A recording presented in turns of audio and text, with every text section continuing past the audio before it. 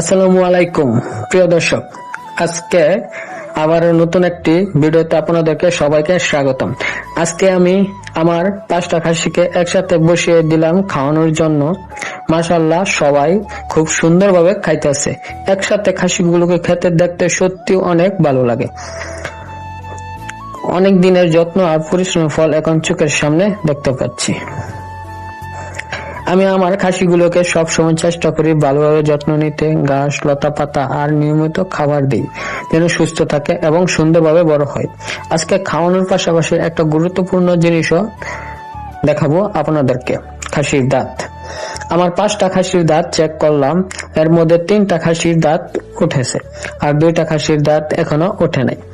একটা বিষয় দেখে আমিও নিজেকে একটু অবাক হয়েছি যে 2টা খাসির দাঁত এখনো ওঠে নাই ওই 2টা আকারে বড়, আর যে 3টা খাসির দাঁত উঠেছে ওই 3টা তুলনামূলক একটু ছোট। অনেকে মনে করেন শুধু শরীর বড় হলেই খাসির বয়স বেশি হবে, কিন্তু সব সময় এমনটা হয় না। খাসির দাঁত দেখেও অনেক কিছু বোঝা যায়।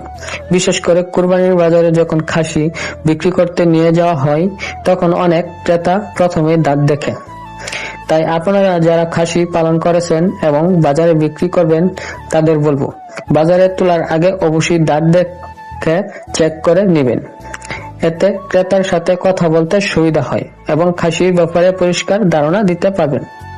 মাশাআল্লাহ, এখন দেখে আমার খাসিগুলো কেমন মজা করে খাচ্ছে। ভিডিওটা ভালো লাগলে লাইক দিবেন, কমেন্ট করবেন, শেয়ার করবেন।